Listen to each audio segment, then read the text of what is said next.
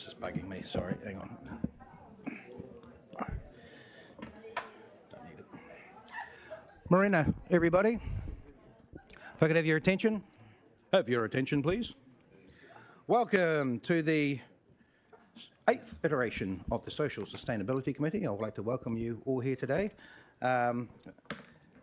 Great day to be inside rather than outside, which is a bit unfortunate at this time of the year.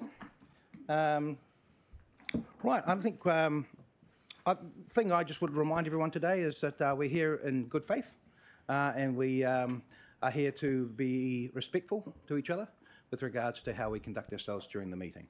Not that I expect this to be an overtly contentious meeting, but just appreciate there are processes and that we all respect each other as well. Yeah, looking at you, Councillor Wilson.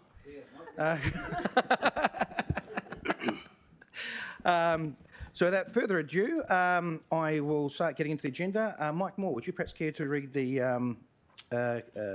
council blessing? Would be much appreciated. Either Te Reo or English.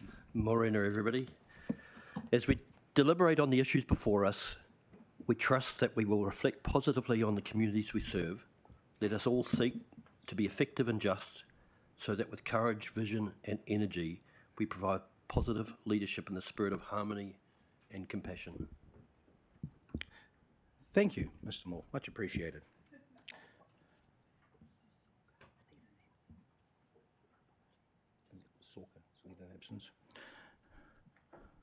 Sorry, my apologies. So, talking about apologies, we're coming to point 3, apologies. I have an apology for Jackie Elliott, although I did receive an email from the Chair of the Community Board, Cam Butler, in regards to some adding into the conversation, which I'll touch on a bit later, and acknowledging Sorka's leave of absence. Do I have any other apologies at all? Sorry? Yep, got Jackie. Okay, if I could have a person to move that. Thank you. The sector, Kathy. All those in favour? Aye. Marvellous, that's passed. Number 4, declarations of interest relating to items on the agenda. Do I have any declarations of interest? Yes, Mr. Chair. I have 2 declarations, one in the public excluded agenda and also 6.2 as I am a trustee on Kapiti Impact Trust. Excellent, thank you for that. We can discuss the public excluded one during public excluded, and this one's non-pecuniary as well, but thank you for the awareness of that. Kia ora, I've got a declaration of interest in the public excluded, and I will likely exclude myself from that discussion. Lovely. We can address that in the public excluded beginning as well. Thank you for that. Anyone else at all? We don't need to do a motion. Okay, thank you. Public speaking time for items relating to the agenda. Currently have no request for public speaking time. Council officers, no? Okay. Deputations. Well, we have 3 deputations coming into there. Very exciting stuff. Really looking forward to hearing from recipients of the Social Investment Fund. First off the block today, we have Kapiti Youth Support with speakers Rachel Osborne, Chief Executive of Kapiti Youth Support, and a well-entrenched, awesome member of our community. Thank you for coming along today, Rachel, and look forward to hearing your report back. You just need to push the button on your right-hand side. Cool, thank you. Tēnā koutou, tēnā koutou, tēnā koutou katoa, ko Rachel toka Wangawa. And ko Carly toka Wangawa. Excuse me, guys, I might just ask you to bring the microphone a bit closer because we do have people online as well. Okay. Thank you. Okay. Well, we're both from Kapiti Youth Support. Perfect. Thank you. Okay, next slide. Many of you know what we do at Kapiti Youth Support. So we're a primary health, mental health, social service and alternative education provider, working with across the district, including Otaki as well. And this is just a range of services that we deliver. And I've spoken to you many times on what the services are that we deliver. Today, I just wanted to present on the funding that you provide to us and how much we appreciate that. But also, as you're all elected members of the community representing the community, especially young people, we thought we might give you some context about our current situation because as mentioned, we do work with over 5,400 young people in this community, and that's quite significant. So we wanted to share some of the story with you. This is the social investment funding that you provide for us. It's for Project Youth, for our Rainbow community. Over the last 12 months, we've had 39 young people work with that project. That includes one-on-one support and 688 sessions. 41 groups and events have been delivered. Things that they engage with are the Pride Ball, clothing swap. They've had 10 guest speakers and been to 10 different events across the Motu. Some of the challenges. This group of young people often have high mental health struggles, including high anxiety. They're not often accepted at home. They often feel unsupported by their whānau because of their gender and sexual identity. They have limited chance of connection outside of KYS, and they are often outside of the mainstream education service. Positives of this initiative has been incredible. They've got a sense of belonging, they've made new friendships, personal growth, a safe, inclusive space to explore their identity, and they're feeling that there's reduced stigma in the community, and an increased understanding and acceptance among their self, peers and staff. This is what we've been up to in the last 12 months, and quite a bit. So we're just going to go through some of those with you to explore those numbers. So we currently hold 33 contracts. It was 42 till a wee while ago. And that's across 10 different funding agencies, and they include Te Whatu Ora, Ministry of Health, Campus, Oranga Tamariki. So we've currently got 33 contracts, 10 funding contracts. The funding that we receive from those is $3.5 million, and the increase that we've had from those contracts has been 2.5 over the last 12 months. So of these contracts, of those 33 contracts, 15 of them come up for renewal in June. So that's 72% of our total annual contract value is up for renewal in June. Do we know whether there's certainty in getting that? We don't. The funding that KCDC provides us is $50,000 per annum, so that's 1.4% of our total income. So the contract durations that we have, most on average are for 12 months. The shortest we've had is 3 months and up to 3 years. So we survive in constant uncertainty, and we're very vulnerable as a service. And this impacts on our young people and the wider community significantly, on your community. So we have 16 permanent staff, we have 36 part-time staff, 8 contractors, a total of 60. And these consist of highly qualified and competent doctors, nurses, psychologists, counsellors, social workers, youth workers, educators, financial specialists, and support team who are required to deliver holistic, effective services and programs for young people aged 10 to 25 years. As you can imagine, managing part-time staff is complex, but we require different skills for different contracts. And so it seems to work, but it is managing high numbers of part-time staff is incredibly challenging, especially when you don't have a resource for an HR department. So we have 1,500 young people that are enrolled. We need to do that as being a primary healthcare provider, and we have 3,886 as casual. However, both groups receive the same treatment or are available to access all of our services, making a total of 5,400. So we're seeing approximately 60% of the Kapiti youth population between 10 to 25. The breakdown of demographics is 30% of KOS's population are Māori, 54% European, and 3% Pacifica, 3% Asian, and 10% of other ethnicities. We have reached, in the past 12 months, we have reached 3,706 young people. That's face to face. We have done 19,006 sessions, And additionally, for our He Kākano program, which is our youth development, we have reached 2,547 additional young people. That is not including all of the work we do with the education provider. Reporting. 206 reports per annum we do. So we spend 1,300 hours. It costs us in time 59,000. I've had 70 relationship management meetings in the last 12 months with those specific funders, and we have up to 4 people that we often have to relate with. So managing those contracts,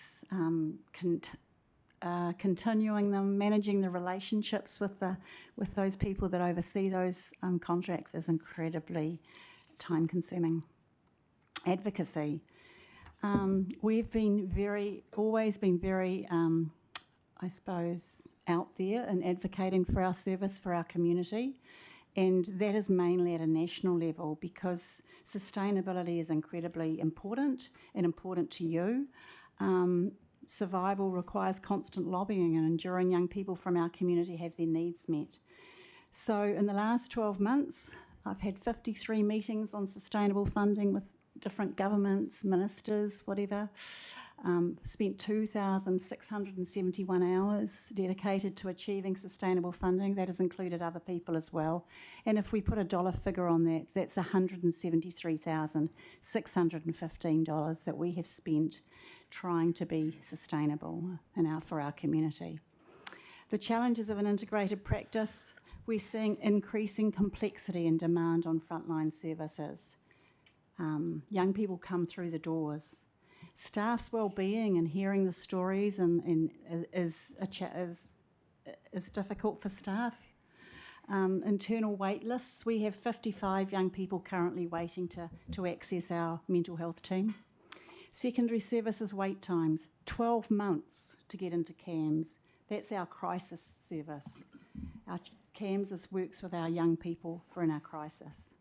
Access for secondary services, we have to access the crisis line, which is national. They then advise us to send these young people into ED. Often they have nobody to go with them. They have no whānau, they're alone. And then they have to wait in ED for 7 to 8 hours to be seen. Sustainability is a challenge, and duplication of services and the impact of this. And I suppose that's, I want to highlight that to you because when you are supporting a service or a new service, it's really important that you review what's already going on in your community so that there's no unintended consequence for that existing service. This is just, how do we know that we're making a difference in the social impact? Well, as an organisation, we constantly review and reflect on whether we're relevant, whether we're effective, and whether we're making a difference. And this is just 3 case studies that we had to do for another piece of work. It lists all of the different services within KYS that young people have accessed and the totals. But along the bottom, we can actually measure their outcomes. So that's measuring the change in a young person's overall health and well-being and how it takes time. And that young people's journey is not a straight line. And so therefore it takes time, and KYS is that enduring presence in young people's lives in our community. So yes, we have evidence, really good evidence, both output data and outcome evidence to show what we're doing is making a difference. And behind each story, there's a narrative, isn't there? So, yeah, that's just a little bit of a summary for you, a bit of what it's like in our world and our concerns for the young people and the services in our community. So, yeah, it's very concerning for us. Thank you very much. The lady that's with you, did she want to say some words at all? No, I'm here more from a support. Click the button, you know. That's all right. No. Sometimes it's very nice to hear a younger person's perspective that is also involved in that environment. But here's a sport, sweet as. Right. Look, thank you very much for that report, Rachel. I'm going to ask if there's any questions. Look, I'm just going to remind the table we've got quite a large agenda today. Please be succinct with your questions, as we do want to move things through. Other than saying that, do respect that we do want to engage with the people that have taken the time to come in today as well. Nigel. Yeah, firstly, congratulations for the work that you do, Rach, and has been doing for a and the long team time. and the young and the young people. Yeah. Yeah. Hey, so the 60% of the contracts that are up for renewal, how is it about 60%? 72. Oh, 72, yeah. What's are you getting indicators of how that's likely to go? No, we're on a different. No, we don't. No. We don't. Some of our contracts finished in June, and we didn't get those signed until September, October. So yeah. Okay, I'll just keep Yeah. a watching brief on that. Yeah. Yeah, I think you should all be concerned. Yeah. And the other one is about, in terms of mental health, is be aware that the one psychiatrist that we did have here in Kapiti has gone. That level of care, are young people able to? What's the process for young people? For instance, say in terms of being assessed for ADHD or whatever, where you have to have a psychiatric assessment. Is there a process for that to happen? There is a process. You can wait and be referred through to CAMS, and that does take some time. What's happening with young people is that they are actually presenting to us and often in crisis. So that means that our staff, our doctors and nurses, have to hold those young people, which means they are constantly in contact with them, making sure they don't slip through the cracks, making sure that their mental health doesn't escalate, and then having to manage that. Our mental health team consists of highly skilled psychologists, probably what you would find in a secondary mental health service, but we're not resourced for that. But that's what we need for our community, because we know there are blocks along the way. So even though we might refer to CAMS, we'll also refer internally. So we're constantly juggling and holding young people like this to keep them alive sometimes and keep them safe. But nobody is left to slip through the cracks if we engage with them. And just lastly for me, this presentation is really important data. Can we get a copy of that? Yep. Yeah. Yep. Cool. Thank you. Thanks. This will pick up the report in a minute, so if anyone would like a copy, we can print it off, I'm sure, and just pop it in the box as well. Yes, Oh, thank you, Martin. Rob. Yeah, just congratulations to Kapiti Youth Support, Rach. You're doing an outstanding job there, and there are 3 current councillors that have sat on your board, so we're tuned in very well with you. You've got 5,400 young people that use your services. Do the majority of them have to have an appointment still? They can just come in when they're at their hour of need, or?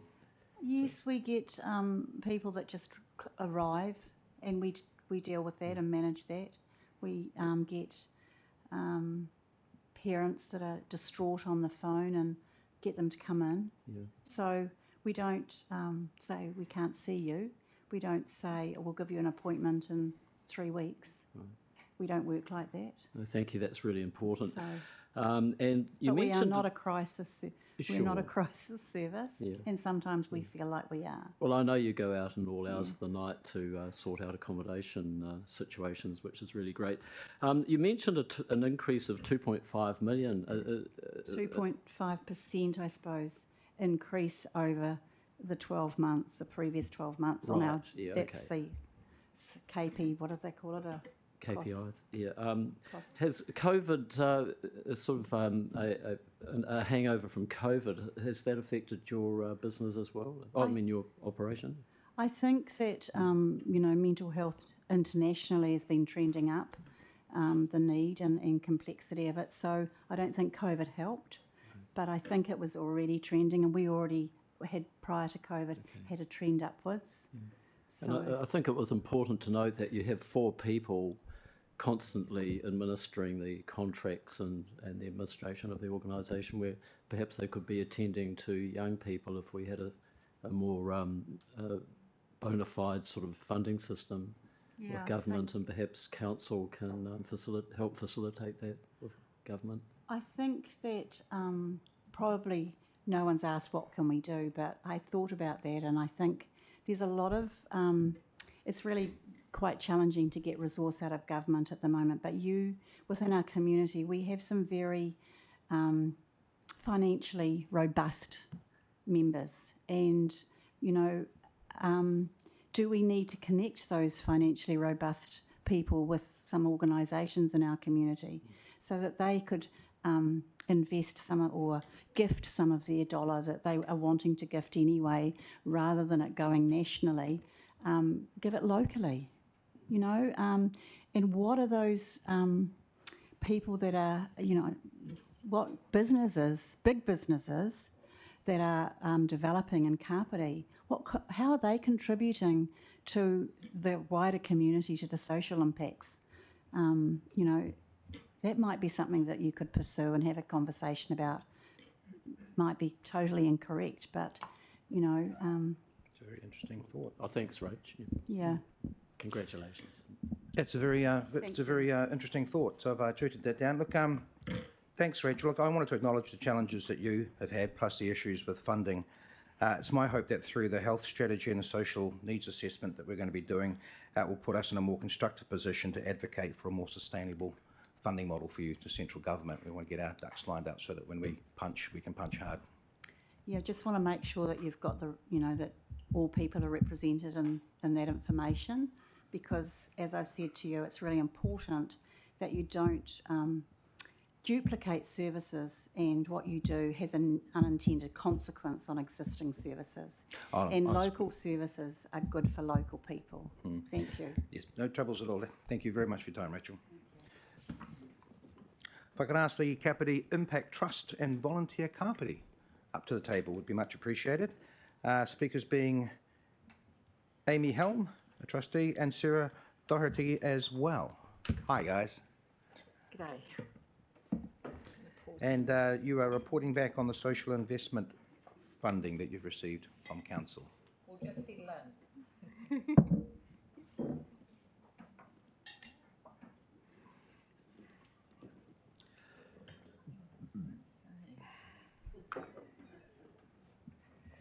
You want to drive the bizzo? I can if you want me to.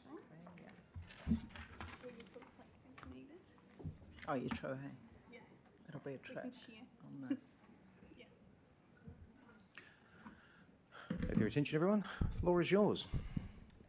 Do you want to kick off? Yeah, you can. Kia ora koutou. Thank you for having us here today. Again, sorry, if I could ask you to speak into the microphone, you can just be much appreciated. I'm Amy Helm. I'm a trustee at Volunteer Kapiti, and I've been involved at the governance level with this project for about 5 years now. Kia ora koutou, ko Sarah Doherty ahau, no Paraparaumu ahau. I'm here representing Kapiti Impact Trust, and I work leading the day-to-day delivery around the Capable Sector project. I've joined the team in an employed capacity in the recent months, and at various points over the past few years I've contracted in and out to the project to deliver specific pieces of work as well. So thank you for your time today. We're really delighted that we're able to bring the project forward for you to see, and listening to Rachel describe the challenges that she operates within inside her organisation. Our work is around building a thriving sector as a whole, so each of the organisations, and in particular each of the leaders that we work to support and connect, are all dealing with those issues, usually on a smaller scale. It's a pretty large enterprise, what comes out of KYS, but the sense of those crunching challenges is real for all organisations. So delighted today to talk to you about our work, specifically focusing on building that thriving sector.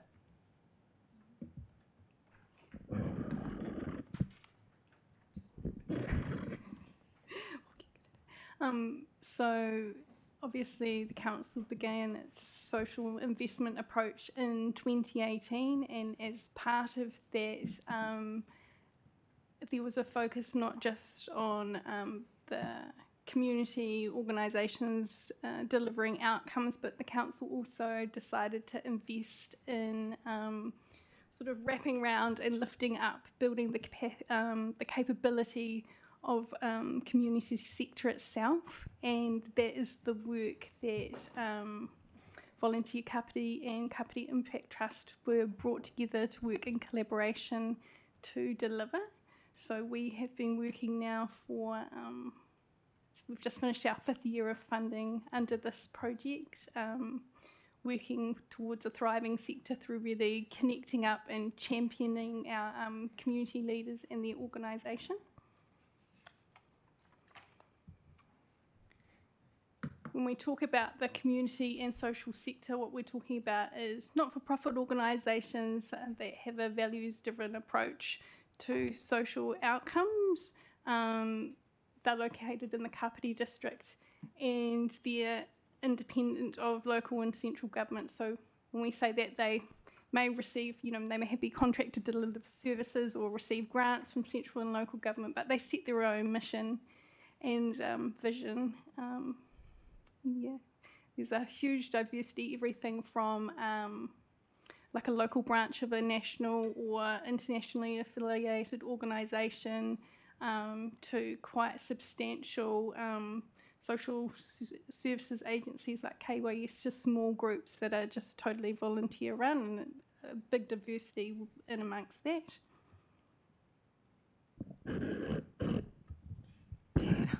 So one of the first things that we did when the project began was to take a snapshot of the sector.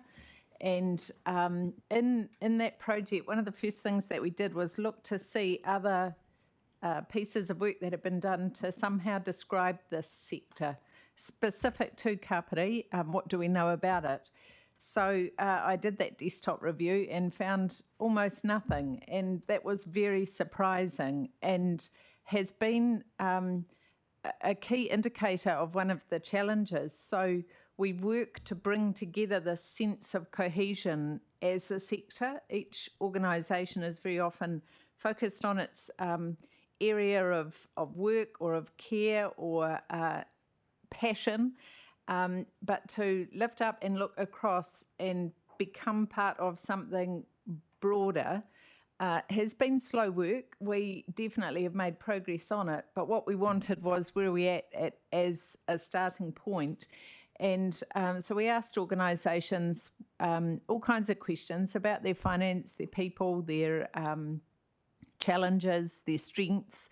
It was a useful exercise in as much as bringing together this sense of actually we are distinct. We have got a lot of common ground, and there is value in knowing who each other is beyond just our immediate sort of networks that help us do our daily job. All of the things that Rachel described showed up in this piece of work, and we did this in 2019. So a lot of things have been exacerbated by COVID and by the cost of living crisis, but we saw already increasing demand, increasing complexity of needs that people had, constraints on funding, and also the magic ingredient of people with deep commitment and passion who go above and beyond consistently. It's kind of their DNA and who they are. I'm pretty sure I'm speaking to some of the same tribe, because I know that each of you in your areas goes above and beyond and does, a lot of deep work that's unrecognised. And that kind of passion-led aspect was real and is still true. And at the same time as people are challenged and tired, they still have that passion and lead their work from that place.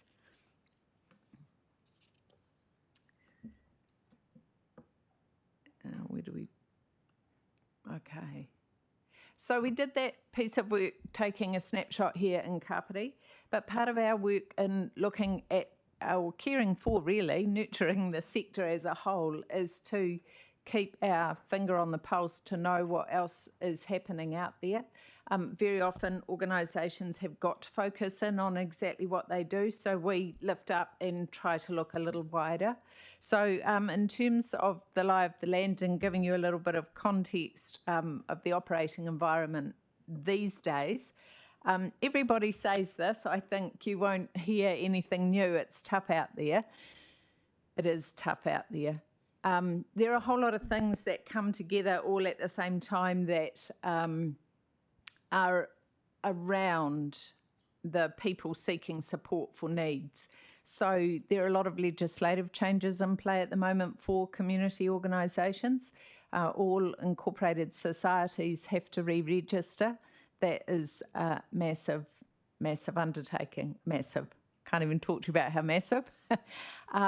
And changes in trusts management legislation and also in reporting requirements. So there's quite a bit of change at the moment for organisations to be keeping abreast of.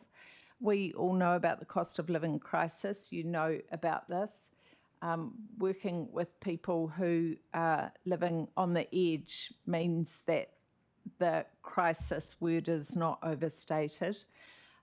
Rachel's beautifully illustrated all of the points that we wanted to make here, and I can't really overemphasize the impact of that uncertainty, and for leaders to really hold an even keel, keep delivering high quality, keep your people able to operate at their best, and deliver great service while funding's either being cut or unknown. We've had a lot of feedback too from various philanthropic funders of organisations increasing their ask, and organisations who have had government contracts cancelled. So for example, with the Lotteries Community Fund, they're seeing a lot more organisations who previously would have been funded by government contracts, but especially right now in this particular current environment with this government, it's having a big impact. The State of the Sector report, if you're interested in our field, it's a great piece of research to look at. It has been repeated by NELE every 2 years. This last month, the most recent report was released, and that was the 6th iteration. So we are seeing increased demand. What I found really interesting in that research as well is not only is there increased demand and decreased funding, but the commitment to professional development and that capability building within the workforce remains really strong. So I don't know how leaders are doing that juggle, but they're not taking their eye off the fact that their people really do need to be able to deliver to their clients and customers. Survive to 2025. We heard some feedback from the general manager of TECT, which is an energy trust in Western Bay of Plenty, and they fund a co-working space called The Collective, which is the largest co-working space in Aotearoa, and it's focused specifically to not-for-profits and social enterprise. And the Energy Trust funded the build of this space. It's gorgeous, be lovely to have something like that. Anyway, at their recent AGM, he talked about Survive to 2025 and named, it's so useful when people name what's happening because it validates it is hard. So he talked about this year being the hardest year in the past decade. And when we think about the past decade and what's changed and the impact on community organisations, this is the hardest year. Who knows whether next year is a bit harder or, it ramps up or cranks up. We don't know yet. But when we say it's tough, we're not just saying it for the sake of something to say. There's lots of crunch points that come together. So all of that is to provide the context for the work that we're doing, supporting leaders to come together and building this sense of cohesion as a sector for our own awhi and connection and support, but also so that we are able to speak from the sector and others can speak to the sector. So we do that work inside this increasingly challenging environment. Back to you.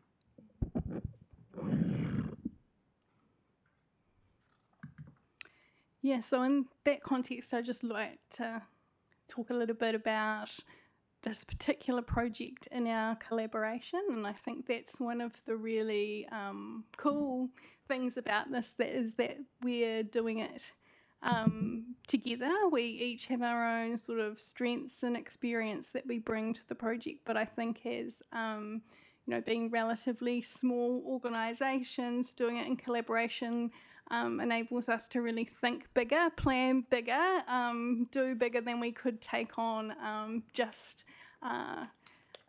alone, which is really great, as we're both organisations that are set up really to serve other community organisations. So that's really sort of our special sauce in this, is that we're community organisations whose main purpose is serving other community organisations.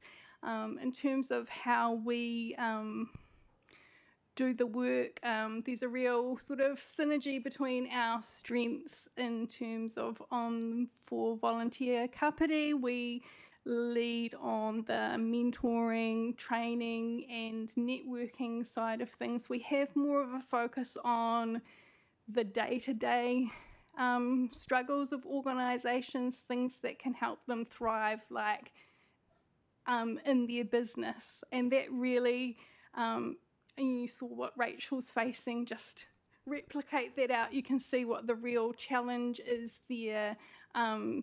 So if, trying to help organisations with some of those key pain points, whether it's navigating new accountability commitments or something like that, and that gives them the bandwidth then to participate in the work that Kapiti Impact Trust leads, which is more about that, bringing together the sector to engage as one and to be engaged as one, the sector voice, and looking up and out. And so really it's, we get the two sides of that, but we need them both to work together, and it's all very relationship based, and so working together to, through those relationships with the community, and we are them, we face those same struggles. We're all just another boat on that same storm. We know exactly where they're coming from and are able to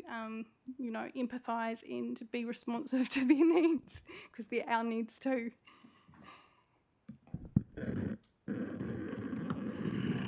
Thanks, Amy. We wanted to tell you a bit about the bang for your buck. You're getting exceptional value from us. And we congratulate you on your wisdom in investing in us to lead this work, because we are the right ones in this district. One of the key things is that we draw on extensive social capital and social licence. So we have the backing of the sector to be the ones doing this mahi, and that's vital, because in our sector we are especially independent and we value that intensely, and so you can't tell anyone what to do. They have to see value in their work, and they have to see value added to their organisations, and both organisations have really great track records, and because we both go above and beyond in what we do as well, we leave people feeling better off as well as being better off, in the sense of being able to respond to the next challenges. In particular, in the case with Volunteering Kapiti, they absolutely walk their talk, and in their business model, they use volunteers quite considerably across all aspects of their work.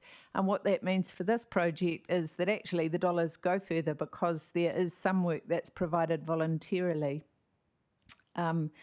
Through KIT in particular, we are hooked into national networks obviously, throughout the country. There are different models of capability building and sector support operating in different regions around the country. There are different ways that council engage with the sector and support in that really grassroots, local kind of an area. And so we bring in our peers from around the country. Zoom's a great thing, and there are some upsides to learning to work electronically. And so we've definitely got people to go to, experts in the field. And, you know, some of those organisations doing the kind of work that we're doing in this relatively small project have been operating for 40 years. So there's really nothing they haven't seen. So we reach out, we're not alone, and we don't think we have to be unique, and we don't have to come up with brand new anything. There's always ideas that have been tested, and we're willing to learn from others.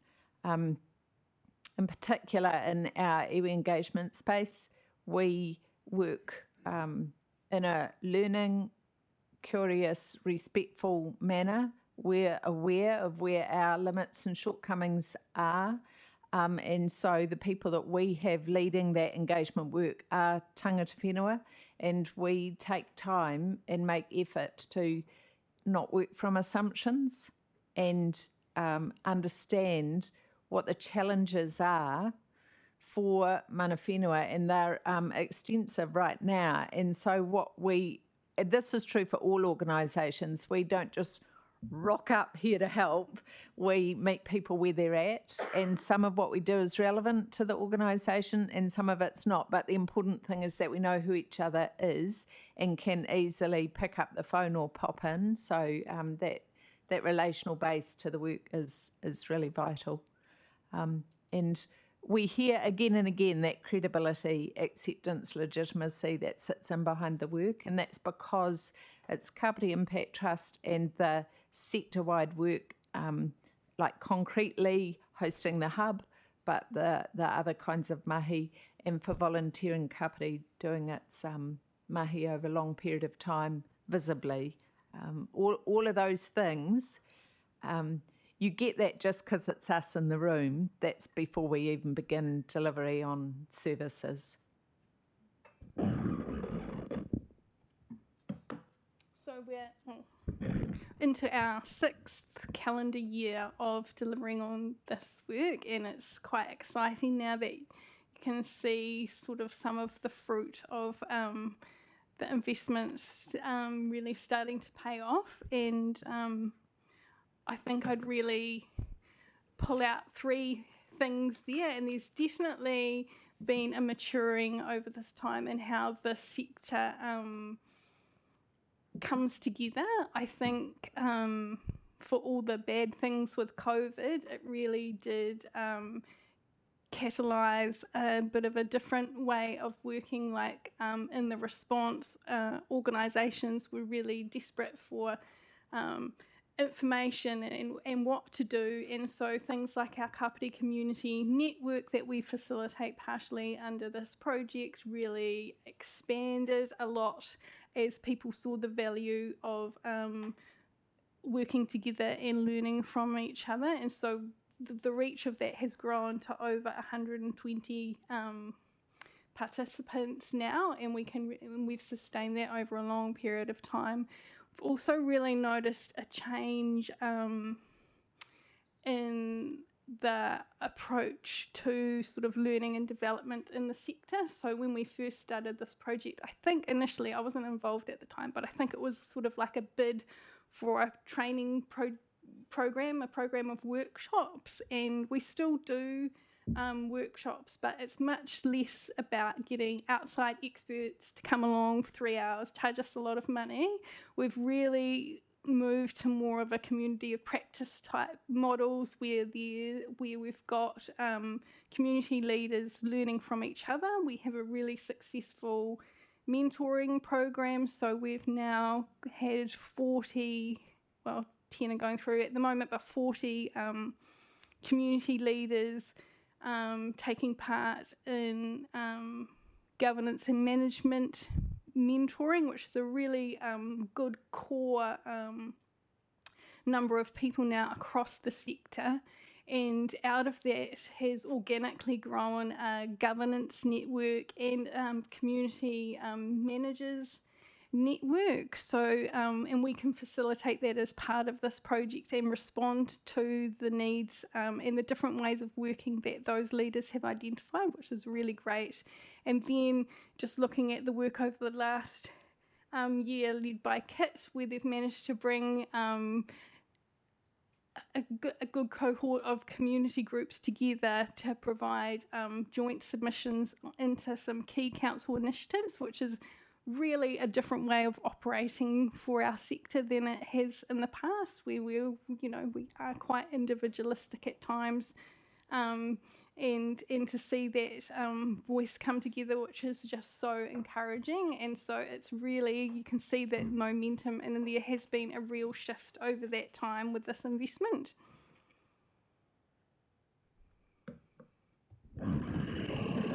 Thanks. We're here for good, quite literally. We're here to do good, but we're also here for a long time. We know that our sector will always be needed. It's one of the constant tensions. We're not going to solve the systemic problems through delivery from small community organisations. We are going to make a difference in individuals' lives, but we will always be needed. As we've developed, and Amy was talking to the communities of practice and the sector cohesion, we've identified together as a sector what our focuses are going forward.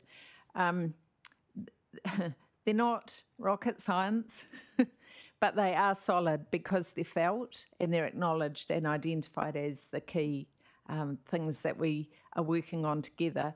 Sustainability covers all kinds of things.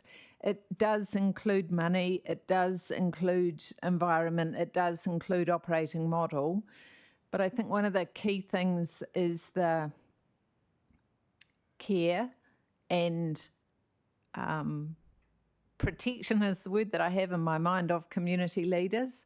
Just imagine holding all of those things that Rachel holds. Hers is a particularly complex organisation, but those levels of challenge that sit on the leaders' shoulders get played out. And because we're small, perfectly formed, and running on the smell of an oily rag, leaders are holding their own version of that weight. And so we're very mindful of the impact of that. And sustainability for us is about how can you keep doing the job, as well as all the things about making the work.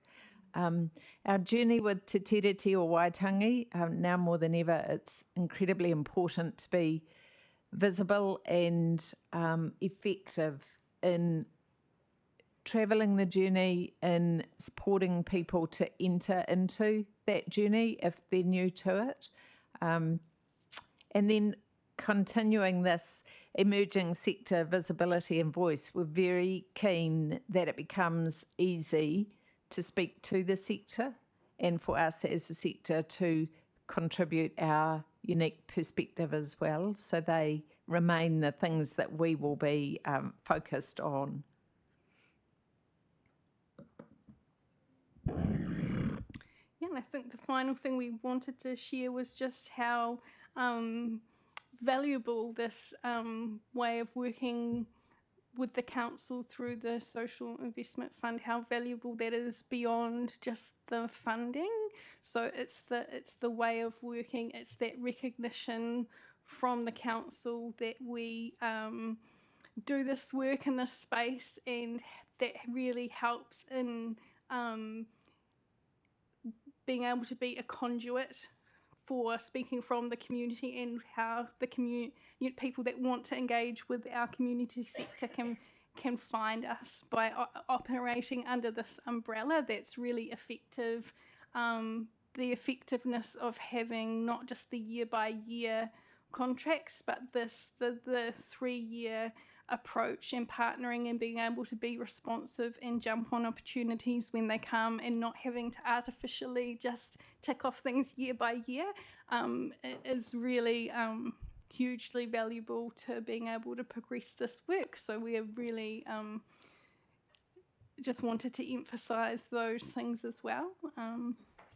See any final words from you? Just except to say that we are grateful for the opportunity to present the work here. We're aware that council might not have had much visibility.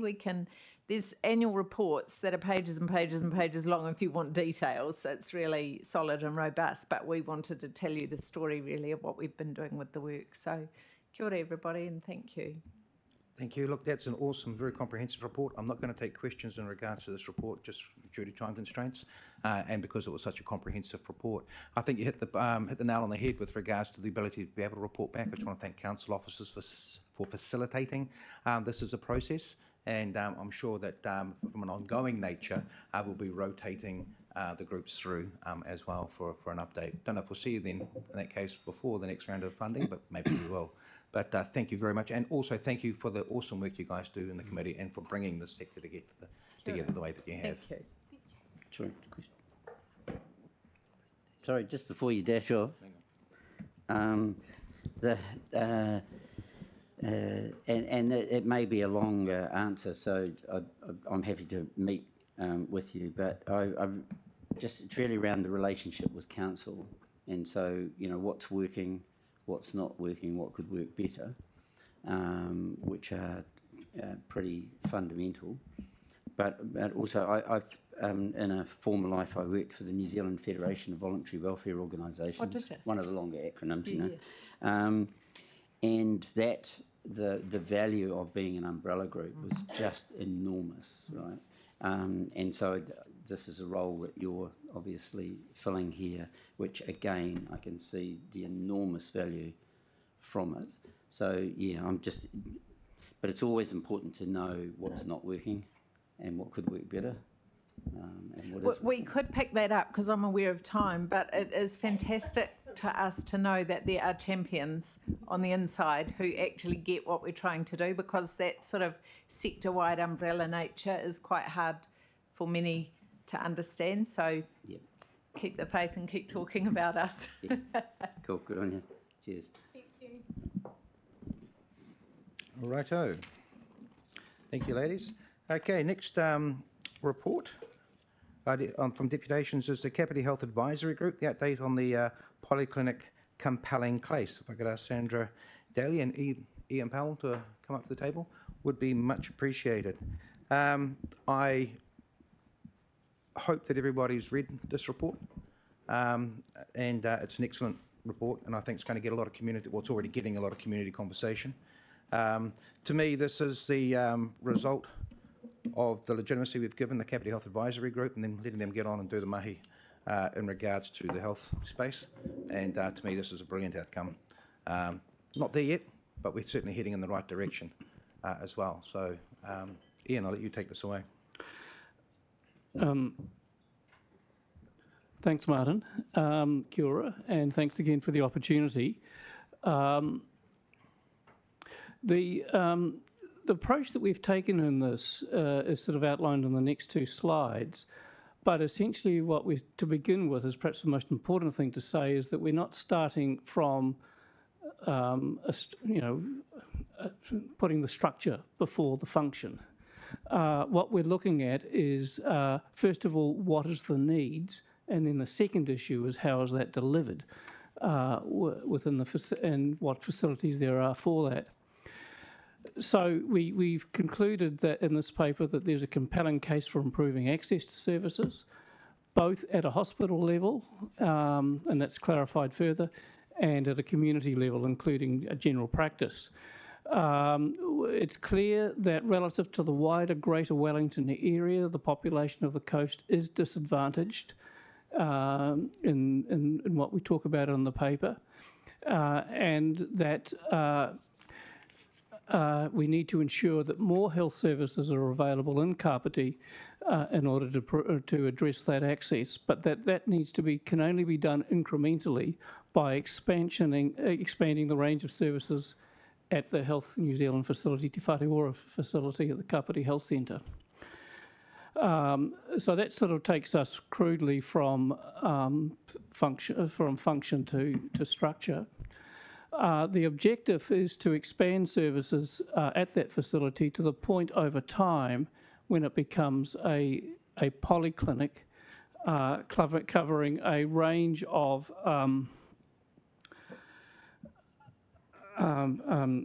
community and less complex, non-acute, non-surgical hospital care, both treatment and diagnostic. We've made sure we've lined it up to be consistent with government policy, the government policy statement on health targets, and on the rural health strategy. And we've focused as well, importantly, that the Kapiti Polyclinic would be an integral part of the local health system on the coast, an integral collaborative part of Health New Zealand's wider regional system. With one of the consequences and benefits is to reduce the pressure on hospitals, including emergency department presentations. And we focused on the expansion of the service being the health services towards a polyclinic to be jointly planned by KCD, CD, and by Health New Zealand. Now, Health New Zealand will always be the major power on that, but we should still talk the language of co-design, and within the context of the respective statutory roles. So there are two recommendations there. I won't go through them, but you can see them on the slide. We've changed the emphasis from talking about a business case quite deliberately, because if we tried to do a business case, well, not us, but Health New Zealand at the moment couldn't do a business case, not just because of its own internal circumstances, but because the information is just simply not there in a way. And it would require, in fact, as we expand different services, different business cases to actually for each particular expansion. And then the second one is the emphasis on co-design, or rather the second one was consistent with co-design, but rather than a business case, a memorandum of understanding. Oh, I've called it a memorandum of agreement, but the terminology they use is understanding. And that's possible, if we achieve it, that's possibly what it would end up being called. The risk is to ensure, of course, that it's not a memorandum of misunderstanding.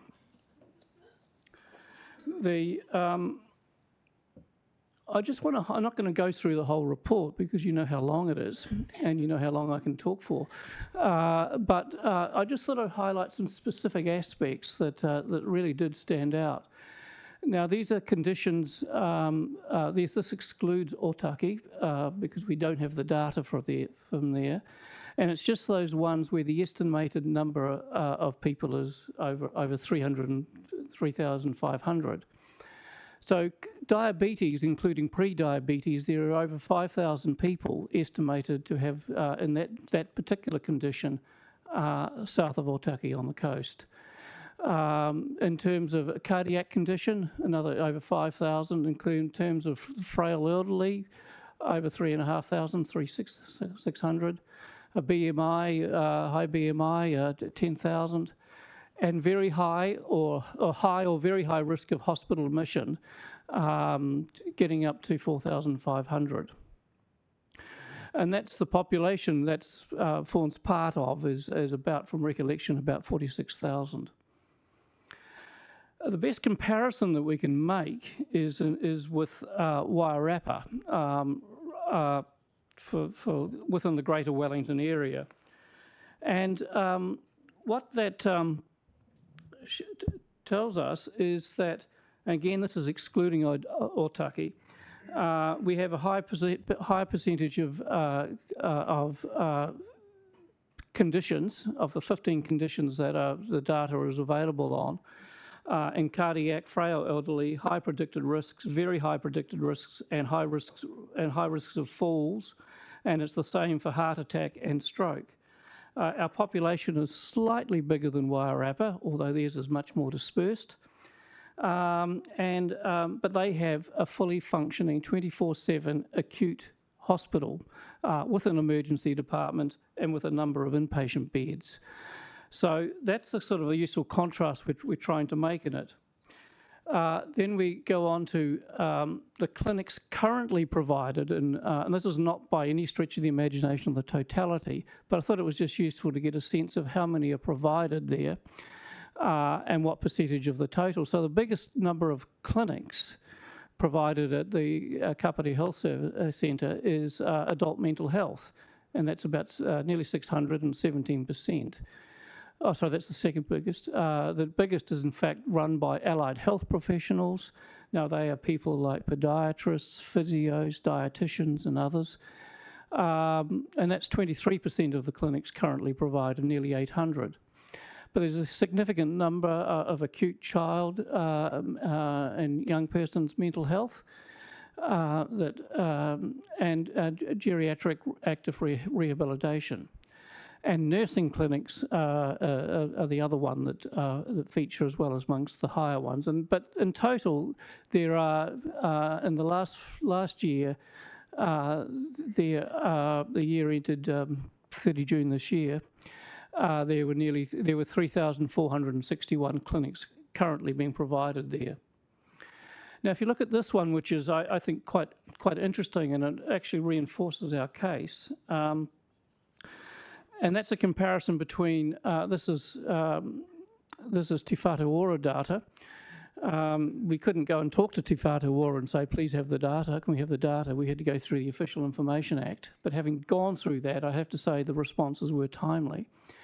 But if you look at the outcome, there are two categories there of those that are presented to the ED. Those that are admitted and treated without being referred to, those that are admitted into the hospital, into a bed, and those that are treated and discharged. And you can see, and I've highlighted there the significance of the 27% increase over that period of time of those people who are being have been treated and discharged. And I think there's a compelling argument that with a 24/7 urgent care facility here, as part of the polyclinic, we could eat into that number quite significantly because there is not the 24/7 service that we need.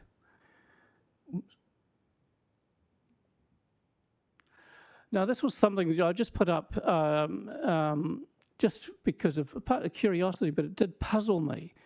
You'll be aware of reports everywhere about ED numbers on the increase significantly and overcrowded EDs.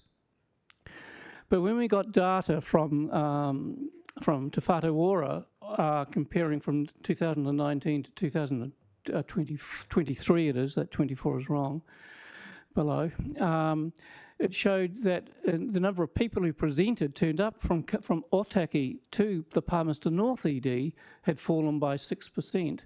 And in particular, the number who were treated and discharged, 14% decline. And those numbers in isolation don't make sense by themselves because they don't add up to the total. There is another category of referrals from the ED in Palmerston North to other hospitals elsewhere. But why has that declined? And I don't know the answer, but I did discuss it with a senior paediatrician at Palmerston North, and who's familiar with Otaki and Otaki patients. His argument is that the people who were poor in 2019 are not only still poor, but they are poorer than they were then, and much more difficult as a consequence to get to Palmerston North to go to the ED, and there is no urgent care provided 24/7 at, for example, Levin. So that highlights an access issue, and that's an opportunity for the polyclinic here because we are in fact closer than Levin to start with, if they did have that facility, and certainly closer than Palmerston North to actually help meet that need. Another thing that struck me, and this came through just quite recently, was looking at the percentage comparisons between the total number of who refers the patients to ED in Wellington, and this is for 2023. And what that sort of shows really, is that For the total ED referrals, you can see the percentage of GPs in both cases here, and this is here south of Otaki, no, here everywhere actually, including any from Otaki, and from the total area for GPs, there's not no significant difference, and it's actually surprisingly quite low. But the biggest difference is in self-referrals and outside agencies. And you can see there the contrast that I've highlighted in red between the number of proportion of self-referrals in Wellington and the proportion of self-referrals from here. And then there's the reverse is the case with outside agencies. Now, I didn't get the data in time to confirm it here, to have it on the slide, but I just got it in a few days ago. In preparing the slide, was that the outside agencies are in fact overwhelmingly ambulance. There's a few others. There's police and flight, but overwhelmingly ambulance. And so again, the more that the polyclinic can actually provide services here, the more we can reduce the ambulance trips into Wellington. So these are all forms part of it. This is data that Sandra has collected relative to other urban areas. And as you can see there, that the Kapiti is the 15th largest urban area in New Zealand with a population of 55,000. And it's ahead of the cities and towns that are referred to below. But significantly, it's the only area without a hospital, and certainly without a polyclinic, I would think, or something equivalent to that as well. I can't read that, and you probably can't either. But that's just what we've said in the previous slide is extrapolated from that. You can see Kapiti in the yellow there. Now, I put this slide up because I wanted to really make sure I've locked in Councillor Wilson's support. Now, Mark said that the class struggle is a political struggle. He never said it needed to be supported by a media strategy. I'm not saying this is a class struggle, but I think it is a classy struggle. And this is where we get to our classy struggle. This is subject to your approval, of course, but consultation with the range of organisations that you see there, including the community boards. Hora Te Pai is critical because it's actually co-located within the facility, which is actually a very helpful foundation for us. The primary health organisations, iwi partnership boards, health professionals of the general practices and others, and the other providers, including obviously KYS. The fact that they're also neighbours is a big plus. The Wellington Free Ambulance have highlighted that there because of the opportunities there that we actually have in collaborating as they expand their use of paramedics. And then other community groups, also mobile health. I wasn't here yesterday. I was on the ferry that arrived, but there was a good interaction with the mobile health clinic yesterday, and they provide. I was around when the first one started, but now we've got 4 buses. They're massive things, and they come to the coast normally every 6 weeks on a Monday, mainly, but I think entirely, if not entirely, mainly doing dental health for children. So, question of public meetings, a political because it's a political process, seeking support, whether KCDC should organise those, and venues such as Southwards. Health New Zealand. Now, it's very hard these days to talk about Health New Zealand or Te Whare Ora without resorting to an inexhaustible supply of expletive deletives. But to be fair to Health New Zealand, it is they've got great people working for them, but they are continually. I've never seen an organisation in the health system that's been in such a short period of time has been restructured and continues to be restructured so often. So you have people in there with diffused accountabilities. There is an isolated leadership bubble at the bottom, at the top. And in an earlier presentation here, I made the analogy of wading through thick treacle. But there have been informal soundings out that have been positive. I'm a little bit reticent. The two people I've spoken to at different times, the last one being Karen Patazi when she was the chair, both of them lost their jobs not all that long after that conversation. Now, I don't attach a link, but we've had to renew those contacts, and they are looking promising, and Health New Zealand is now aware of this. There's been some quite positive publicity on the local community web Facebook pages, and there's been a response to that about having a chat. So that's been quite good. So, but we need in this process to keep them informally in the loop, not simply until we fire off with the case, fire it off to them, but in the process of further developing it. So what we're seeking here is to note the recommendations with support, and to support the notion of, well, not the notion, support the fact that we would start to proceed informally, actively engaging with Health New Zealand as we further develop it. As you've seen seen the document, there's still some gaps in it, and there are some parts of it that need to be further revised. But it's now in a form, I believe, that we can take. It's presentable enough to take it out to engagement with the community and all those bodies I referred to previously. So here ends the sermon.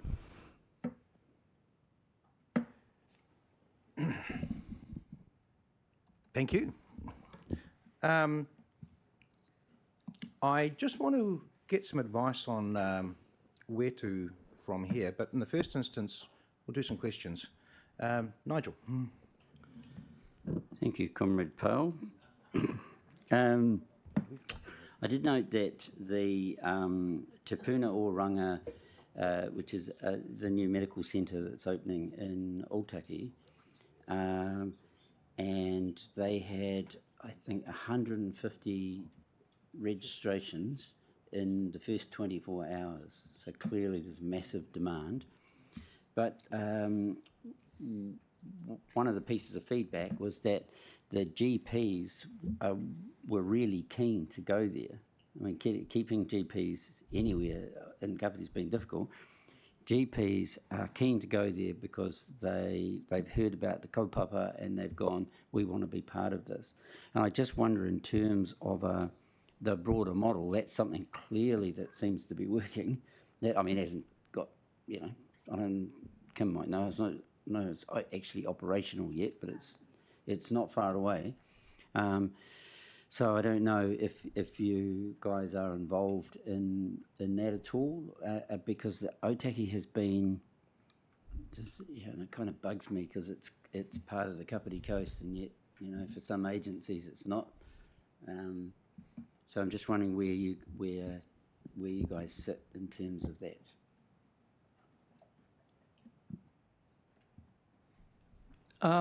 Well, I can just add to a little bit to that too. The number patients,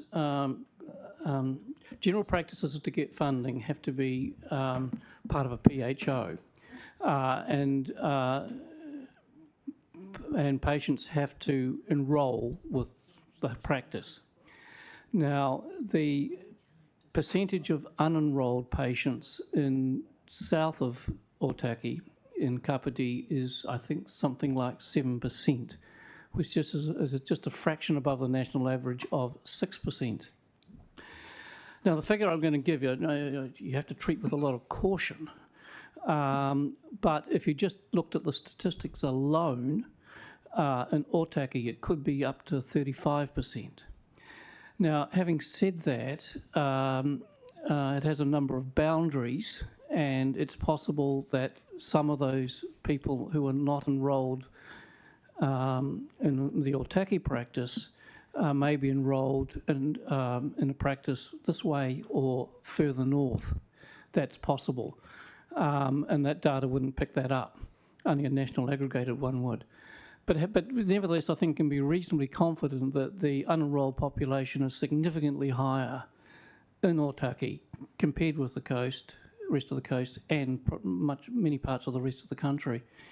I think that I used to be, for a while I was a bit apprehensive about how we get the relationship with Otaki right, and then I've decided worry is an overrated thing. I think that we just need to relax.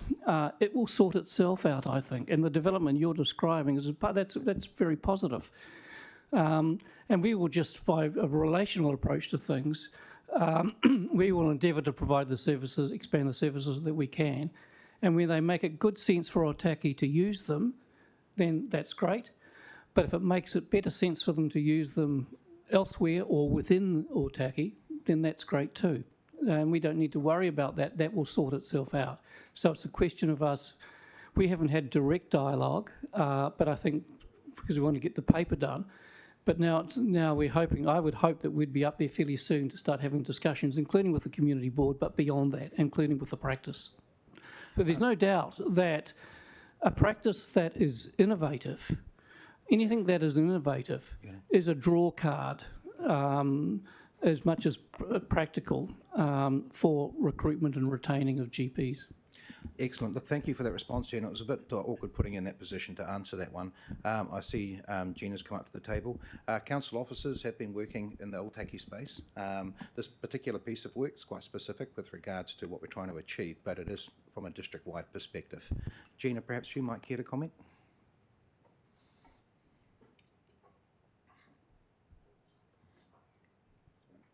Yeah, if I can get her mic pop on. Yeah, really just to reiterate what you've just said there, which is that council and council officers are obviously really conscious of the important place of Otaki and have been working with stakeholders in Otaki as well. And we will keep working on how the links between Otaki and the Kapiti House Advisory Group work. I'll just acknowledge an email received by OAG, from OAG and Adrian this morning, which pointed to that specific conversation, and we'll be responding back to him there as well. This is not a closed door, this is an open door. Otaki has presented challenges with regards to how we engage, and I think we're at the stage now of stepping through that door in a more, not in a more constructive, I think it's been very, very constructive up to this point, but it's been a case of, like you said, relaxing into, this is a big equation, with many moving parts. And the good thing is, from my perspective, is we're starting to tighten some of this up with regards to actually looking at how we can deliver better for our community as we move forward. Nigel, did you have... Just one last point here, and that is our friend Carl was right about the struggle being political, for sure. We've got, and in terms of political, this is a political body, obviously, we've got the government fast-tracked about 3,500 new dwellings for Kapiti. And this is to happen soon, theoretically anyway, over the next few years, massive growth. And in those development plans, I've yet to see anybody show me on the plan where the medical centre's going. So I'm just wondering, in terms of the important role that you guys have and the representation of that need in those developments. So is that part of the thinking, or? I'm going to hop in and answer that one if you don't mind, Nigel. Yeah. Yes, that is definitely part of the thinking. The reason I jumped in there is that we're working through our health strategy and our social needs assessment as well. And a bit like the housing strategy, that will be our foundation with regards to advocacy in the space, with regards to bringing services to the area, but we need to create that strong foundation moving forward. Would that be a fair answer, Ian? Yes, it is. I think also the emphasis on the polyclinic too, in terms of planning the services, is that we actually future-proof for not just that, but for that. Yeah. And Gina, you wanted to comment as well? Sorry, I just want to get you to pop your mic off. Yeah, just briefly to note that Strategy and Growth has a role in talking to some of those developers as well. And through Vision Kapiti, we definitely heard the same sentiment that you're expressing. Growth is great, but we need to have the things that go with it. So we're heading into phase 2 of that, which starts looking at the how we deliver on that as well. So yes, definitely, it's a thing that's front of mind. Excellent. I'm just going to read an email I received from Cam, the chair of the Otaki Community Board. He just had a comment on this particular part of the agenda. It says, fully support the case for the polyclinic if consistent and practical transport options are available for Otaki Ward residents to get to and from the clinic. Alternatively, can some of the services to be offered be brought to Otaki on a regular basis, ? With the high needs of Otaki for health noted in the report, including a very high enrolled percentage, we need to ensure access to health services as convenient as possible. And I just note the comment that Ian made about the mobile units as well. A comment that was made during that presentation at KHAG yesterday was even having almost like a docking station type approach to bringing some of these services in, which could also be spread through the district potentially as well, with a little bit more of a cohesive plan as such. So that's noted. And the transport issues, I just acknowledge that there are transport issues to Otaki, and we have acknowledged those transport issues in all sorts of forums as well, and we're constantly trying to improve that situation as well. Lawrence. Yeah, I've got a couple of questions, primarily in relation to the consultation that you're proposing. I note that there are probably some glaring groups that aren't on there. One would be the Kapiti Community Health Network is not specifically on there in regards to medical professionals. That network covers all of the professionals that Te Ora in particular is connected with in Kapiti, so I would have thought that would be top of your list. And the second one has already been referenced. OWAG is not on that list in terms of a point of consultation. So that would be just two observations. The second one, I'm not clear as to who is going to be leading that consultative work. Can you help me with an answer to that? On the first one, I sort of missed the second organisation you referred to, but the first one is actually there, and it's certainly in the paper itself. Oh yes, I read it in the paper, but I think it is there by way of initials, not the full name, I think. Oh, and okay. if not, that's an oversight. Okay. The second organisation, I didn't quite get that. OWAG, Otaki Health Oh right, yeah, Wellbeing Advisory Group. yeah. We just didn't. I didn't want. Yeah, we just didn't drill down that specifically in the PowerPoint presentation. But yes, we would be. Yeah. The second one was. You're talking about consultation in regards to this particular piece of work. Who? There's no detail about who's going to lead that. If we give it support, we probably need to know where that resourcing is going to come from, who's going to lead that work, who's going to facilitate that work, all that kind of thing. Can you help with Gina, that? are you able to help out with that one?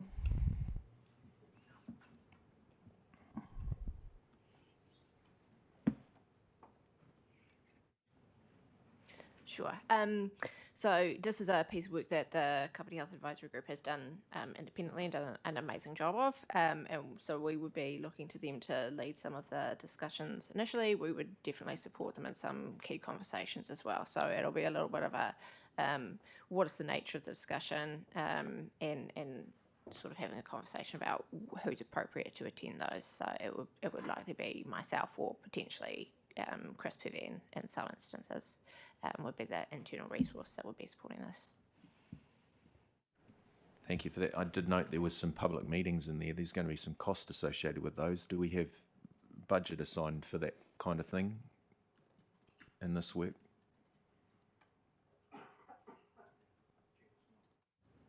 I think that's a conversation that we would have next. So they proposed the possibility of some public meetings, and we would have some conversations about what that looks like, what that might cost, and is that something we would be able to deliver.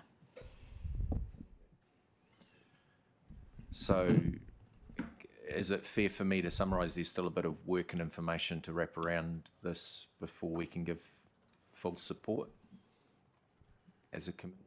The short answer is yes, but if you look at that slide I had up earlier, under KCDC organises ? Southwards ? So these are We've not discussed this in any detail because we've been focused on getting the arguments as right as we can. But clearly, I would see it personally as more of a relational thing with the council, and who does what depends on what makes best sense in each particular occasion. Whether we have a range of meetings, public meetings or not, I don't know. We might end up in that case taking the lead from the community boards, who might suggest that maybe one in Paekakariki or Otaki, or maybe one in Southwoods, whatever. Those are open questions. And I just wanted to add to that as well, Lawrence, this is an ongoing piece of work. As such, this is not the final report that's being landed asking for a decision from us. This is more of an update. It's progressed a long way and has gotten to a certain point as such, although I do appreciate that we are being asked to give an indication if we support the... I'm just noting that the last slide that was up there was asking for our support. Note recommendations with support and support engagement with Health NZ. Yeah, we'll come to that one. I guess it's I'm wanting clarification, I guess, in terms of what are we supporting when there's no... No, that's fair enough. Look, I've got two recommendations that are going to pop up on the screen shortly with regards to how we address this moving forward. They're not the recommendations that have come from CAHAG. The recommendations that Ian's put forward, I'm picking from potentially a little bit further on down the track when we've got some more defined parameters around all this.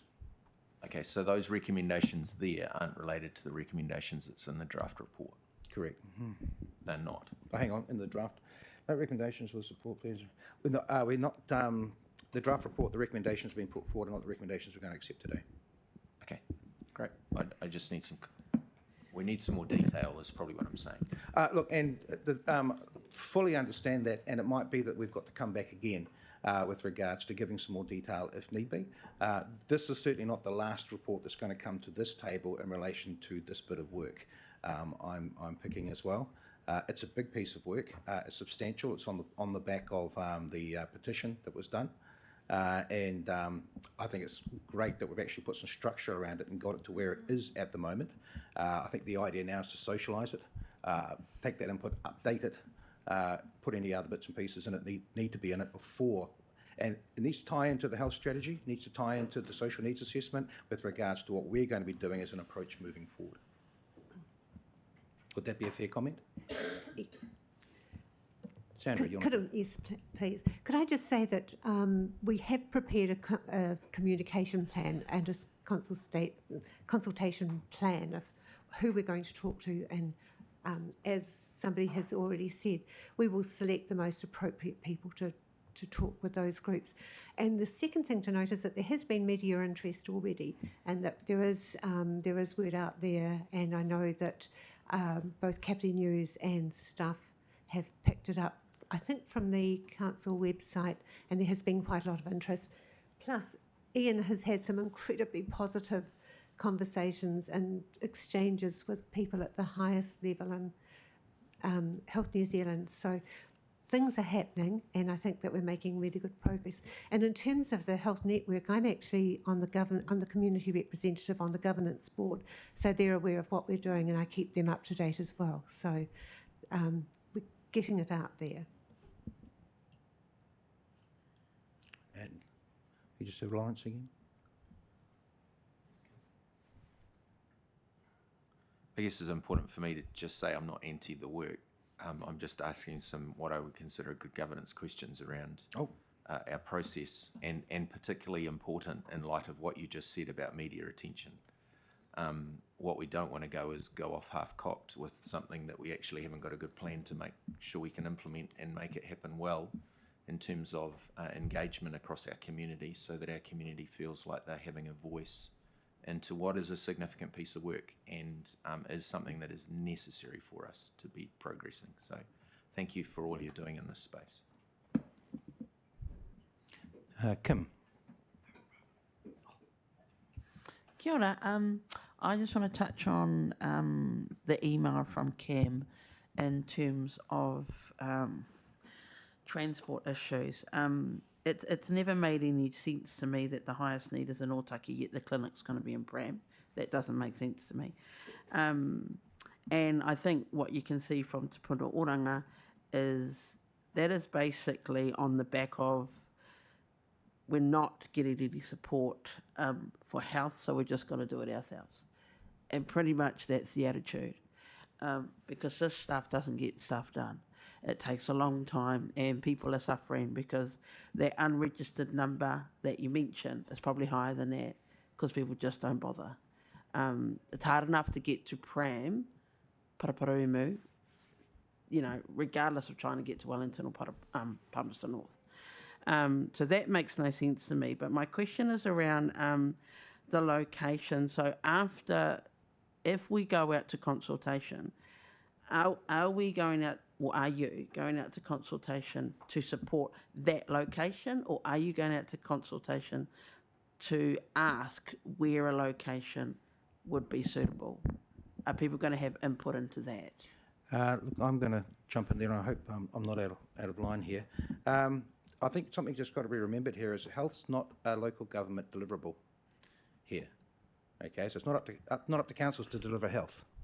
But like the housing needs assessment, we've heard from our community that our needs are not being met. So what we're doing is a bit of work with regards to trying to expand, or trying to give us a, should we say, strong foundation to go and advocate into central government for those services to come here. The approach to using the facility is because it's there.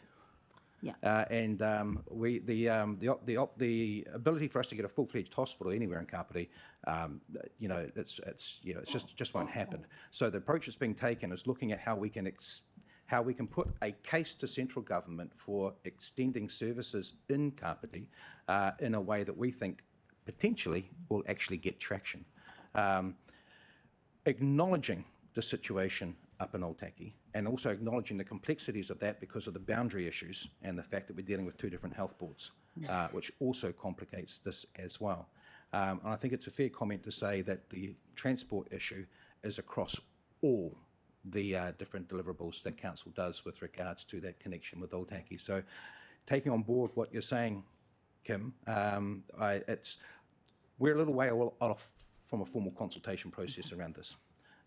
As such, and there will be full engagement with Otaki, whether that be through Nahapu, through yourselves, through OWAG, with regards to what our whole health equation looks like as we move forward. But we're very, very conscious, and I'm speaking on behalf of CAHAG here, of the complexities in Otaki with regards to developing the relationships. I think we're in a good place, and I think we're about to step that conversation up. But KCDC officers are already in that space. They're already liaising with different groups, and that's in regards to this. This particular piece of work is in relation to what we are hoping that can be achieved, and a specific piece of work around expanding the facilities at that facility as such. Hope that in some ways answered, but if you'd like to add anything else, perhaps Gina? I was just going to reiterate, I think, what you've said already, Councillor, which is this is one piece of work. It's one work stream of 5 for the Kapiti Health Advisory Group, and one part of the picture for council officers as well. We obviously have the health strategy and additional work happening in what Otaki looks like. So certainly not going to address all of the needs across the district. It's one avenue, and you'll definitely hear more about other work. Yeah, and just to add, we can all agree that more services, no one's going to say no to more services, but just when we are getting that feedback, to find out actually on the ground what people are wanting, rather than preempting what we think they want. That's probably more my point.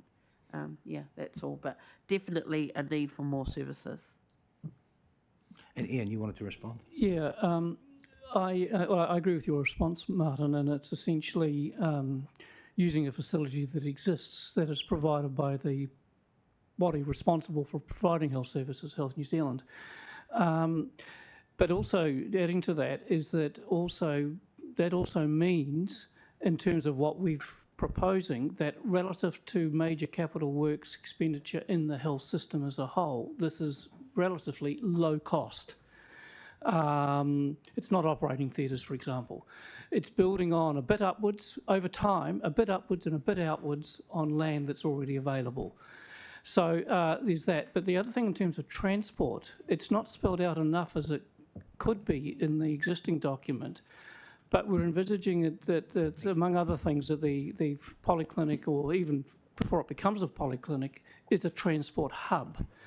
And to get away from the situation where we have volunteers here driving into Wellington Hospital, taking people into Wellington Hospital, who the drivers are older than the people that they're taking in, and it's all voluntary. Their role would be, we would expect, and this is low-hanging fruit, or easy runs on the board, having a Health New Zealand transport hub at that site, which simply means that they have shuttles available to go Otaki to here, here to Keniparu, or here to Wellington Hospital. That would mean the role of the volunteers would be, where they have a role, would be to get them to the clinic in order to connect with the hub. So transportation would be one of the first things that could be achieved with this at relatively low cost, but with a discernible benefit. Lovely. I'm going to tie this up now. I've let this go a little bit longer. It's going to maybe penalise us a little bit further on down time, for the simple reason that this, to me, is a significant piece of work. I just wanted to note in the agenda, point 4 on 6.3, which is this update, it says, once a compelling case is finalised, council staff will provide a report to you seeking your agreement to write a letter to the minister to support, letter of support to ministers for the compelling case. And also, I had a couple of recommendations that we could perhaps put in pass, just acknowledging the work that's been done and that there's ongoing support. If we could perhaps have those up on the screen. Just a little something I prepared earlier.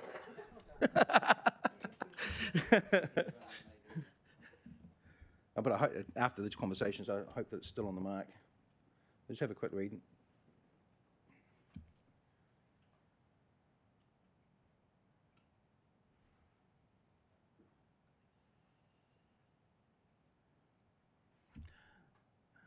Are you happy that that covers tying in with the fact that this is supported as an ongoing piece of work?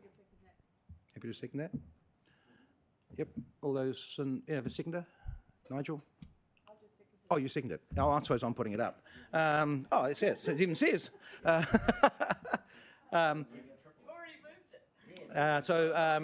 Any debate? No. All those in favour? No, I'd just like to say thanks to the group. Such great work and some really solid, major suggestions for actions going forward. And I'd just like to say that there are some councils who do deliver health. So stepping into this space is something that quite a lot of councils are doing. Though the way you've suggested doing it in partnership with government, I think, is really positive. And yeah, congratulations on the work so far. And we hope to progress it further. And to quantify my comments, is that, look, yeah, I agree that that we can deliver health, but not at the ratepayers' expense. That needs to come at central government expense with regards to that. We've made it pretty clear right from the beginning that this is something that's meant to be funded by central government. It's not meant to be funded by rates as well. Excellent. So that's been passed. Thank you very, very much for your report. Would you like to comment back at all? Thank you. Just we will continue to handle any queries that come forward in the meantime for the final case. But also, just quickly touching on, do you want a very quick overview of what's happening with the other 4 groups that are working? The one that I'm most concerned about is the transport group. I spoke with Diana Ponsford, who runs Kapiti Carers, which is the one you were talking about, with volunteers older than their drivers. Last week, they have lost 5 drivers, and Diana has severe concerns about their sustainability.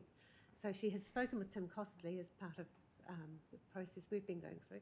But we are extremely concerned that what's a bad situation is going to get worse. So that's just signalling it to you as one of the things that we're doing at PCC. Happy to take that offline with regards to maybe working with the council comms team and putting some messaging out, looking for volunteers in that space. Diana does a lot of advertising, but yeah. What was that, sorry? They do a lot. They've done a lot of advertising, looking for volunteers, and just haven't been successful. So. Okay. Cool. Excellent. All right. Well, thank you very much for that, Sandra. And thank you very much, Ian. I think you're going to be spending, I notice you're already commenting on Facebook, social media, with regards to people's questions. So.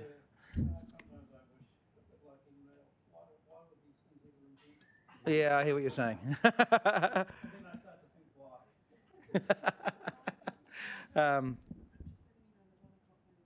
Yes, no, I'm aware of that. Okay. I'm going to truck on with regards to the age-friendly approach update. Oh, sorry, my apologies. We're at 7 now, members' business. Leave of absence, any leaves of absence? Nope. Okay, matters of an urgent nature. Members' items, I'm going to transfer that to the end if we've got time, but quite frankly, I'm picking at the stage that we won't. So it's just something that someone urgently wants to bring up? No? Okay, fine. Going to move towards updates. And Ian and Sarah, in case I didn't voice it enough, thank you so much for the work you've done in this space, and thank you very much for getting here, and awesome to see where we're at with this and where we're going with it in a relatively short period of time, considering how long this has all been discussed. So we've brought that together this triennium, and looking forward to just ramping up. Thank you very much. Okay, so we have 8.1, the age-friendly approach update. With Emma Hexton and just Emma Hexton coming up, with Brendan being here as a support as well. And Noria as well. No, there's 2 chairs up here today.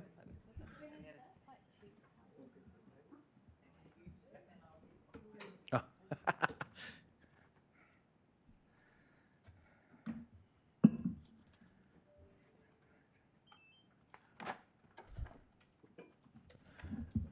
Should I be bringing John Hay and that up to the table? Kevin and John, did you want to come up to the table at all?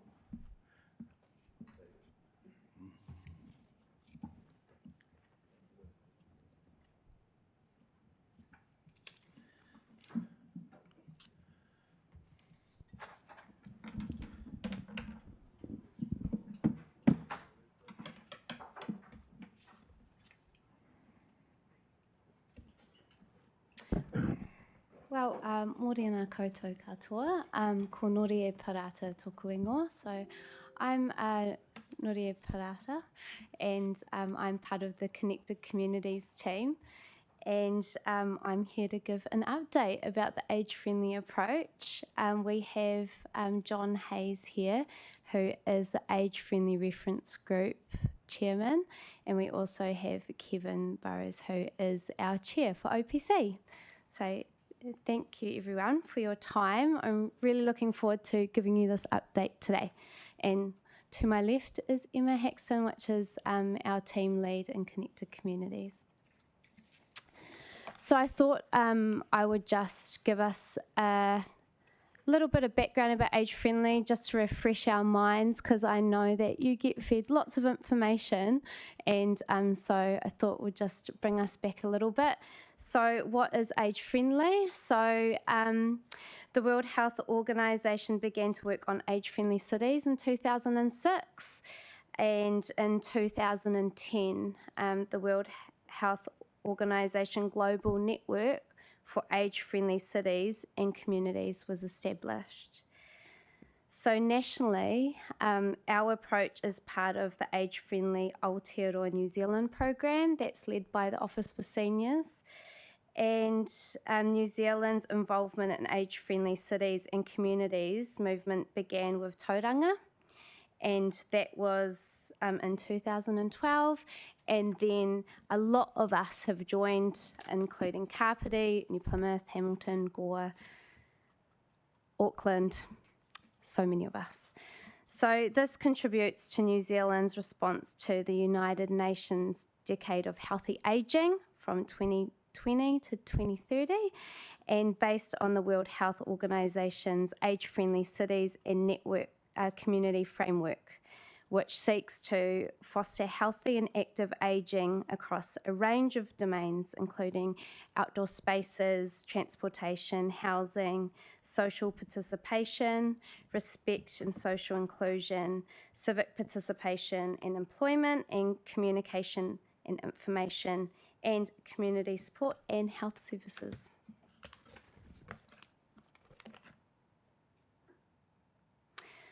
So our vision for our age-friendly approach is that our older people feel cared for, connected, and are able to contribute now and into the future. So if our older people feel cared for and connected and able to positively contribute to the district, they'll feel valued and have a increased sense of well-being. So our age-friendly approach is the starting point for building a community suitable for all ages, a place where people grow and thrive whatever their age. So Kapiti Coast District Council's age-friendly approach seeks to value and support ageing in Kapiti with a focus on those aged 65 and over, and our age-friendly Kapiti is one that recognises a range of capacity and capability of our older people. It future-proofs and responds to positive ageing needs and interests. It's inclusive and celebrates older people and their diverse identities and lifestyles, and is accessible and safe for older people, and we address those inequities. So, as we all know that Aotearoa is growing in our age population, and Kapiti is growing at an exponential rate, and we know that we can't achieve an age-friendly Kapiti by ourselves, and we want to work and continue to work with our community around this. So I'm just going to go to the next slide. So our approach was built on the voices of our older people, our community, and because we're growing at quite an increasing rate, it's about 3.8% of Kapiti residents are over 85 years old, and that's compared to 1.8% nationally. So our older communities fed into the approach through surveys and face-to-face meetings, interviews, and what we heard was that the communities want us to design our areas with them in mind, provide them with meaningful opportunities to contribute to decision making. Many commented that being an age-friendly Kapiti would benefit everyone, and felt it was an inclusive way of designing our communities. They talked about wanting a more age-friendly feeling in our outdoor spaces, more shade, comfortable seating, lighting, and they shared their challenges with facilities, access to toilets, struggling with heavy doors, and the need for planners to think about size, space, and how people moved around our communities. I didn't realise I got that fancy. There we go. So our focus areas. Our focus areas through the development of the age-friendly approach, what we heard was important. So one of our focus areas is that older people feel connected and valued as an integral part of our district. So that looks like people have positive attitude towards our older people in Kapiti. They have a sense of safety in our community, and their contribution is encouraged, recognised, cherished, and valued. Older people can get around and have access to what they need. So that looks like their communication and information is inclusive and accessible to them, and Kapiti is easy to get around for all ages.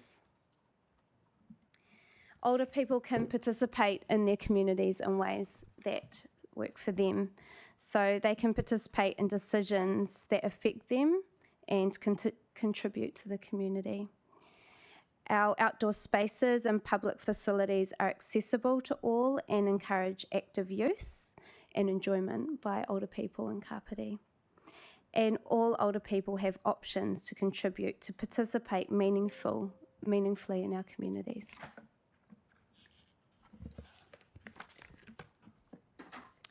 So part of our work, we got Better Off funding from central government. So we were allocated $100,000 towards our Better Off funding, and that was towards the implementation of the age-friendly approach. So in April, we ran a gathering of community, social and health groups alongside the age-friendly reference group and connected communities. And we looked at our focus areas and we identified gaps in potential projects in our communities. After that meeting, the age-friendly reference group and ourselves looked at the identified gaps and what those projects were and what they could do to fill those gaps through non-contestable grants.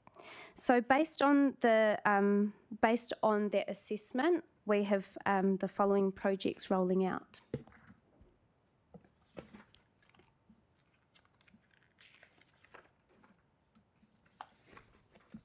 So Volunteer Kapiti got 15,000, and this project is to a project to better access and celebrate the skills and knowledge of the older people in Kapiti, and through volunteering, they can make a difference through sharing their volunteering and their skills and knowledge.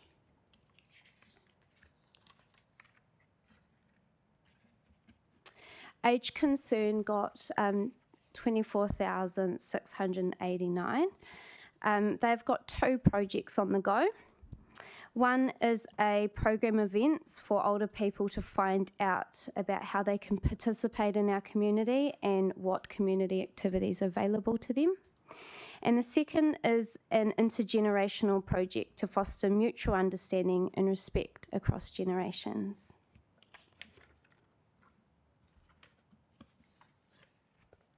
So those 2 first ones are in their development stages, so they are just planning it out and working out what they're doing. So, and we move into these next 2, which have started underway. So Horetepai, they got grant funding of 15,000. This is to create a regular program co-designed with Kaumātua. This is providing social connection and a platform for Kaumātua to express their rangatiratanga, opportunity for wider organisations to engage and see the services that they need in a way that suits Kaumātua. So in October, around 25 Kaumātua met together and they did a workshop with Horetepai to co-design their program for the next coming year.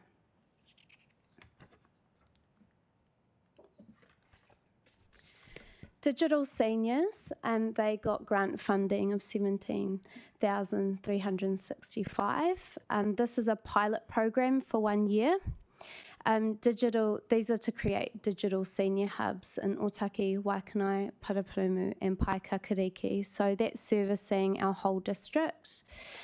This is to increase seniors' confidence to use technology, address their technology concerns and interests, and foster a sense of community and reduce social isolation among seniors. So at the moment, they have hubs underway, they're running. So they've got Waikanae on Wednesdays from 10:30 to 12:30 in the Waikanae Library. And they've just started their Paekakariki hub in the bowling club, and this is every second and last Tuesday of the month. So that started on the 29th of October. And they are also doing an interview today on the radio to talk about what they are doing, where they're expanding to. They're talking to their volunteers and also interviewing some of the people that have popped through and had their experience to raise more interest in this space. So that's externally, so that's working with our community. Internally, we are working on a range of projects to celebrate and showcase what council's currently doing that is age friendly, and grow further activation across our organisation's work programs to contribute to an age-friendly kapiti. We want to support and educate staff on how to embed an age-friendly lens into their work. So some of the ways that we are doing this is that we have met with managers and different teams to talk about what they're doing and what their blue sky thinking was around age friendly. But we are committed to continually doing that. So we're in the process of doing that again. And because it's a long-term project that doesn't get done and dusted, it'll be an ongoing thing that we continue to do. We want to understand how we can support people, so it's looking at ways that we can create resources and things long term so that we can have consistency in how we support age friendly within the organisation. We're working on a website, a web page, so that we can showcase internally and externally the cool stuff that makes Kapiti an age friendly place to live. We're also working on a really cool video with, we'll be working with John Hayes, is using his beautiful, talented voice to narrate this so that we can have a consistency around the messaging of age friendly and that people have access to a living document that they can listen to and watch in a way that's suitable for them. We're developing some educational tools within the organisation so people can assess their work, and we'll be supporting them in the various ways and adapting that so that we can see if it's working or not. We're also looking at, we're creating a evaluation framework to be measured on how we are doing.